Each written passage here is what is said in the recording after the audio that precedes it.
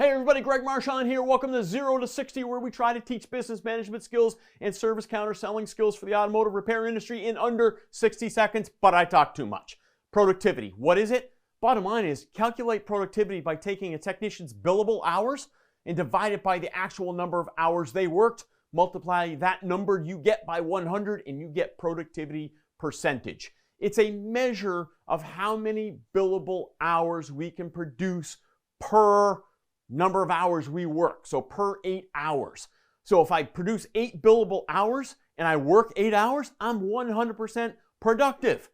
If I produce 6.5 hours and I work 8 hours, I am 80% productive. All right, and if I give you 10 in the 8 hours I work, I am well over 100% productive.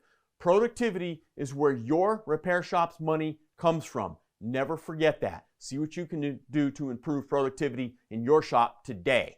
Keep up the great work, and that's right, never, ever, ever stop learning.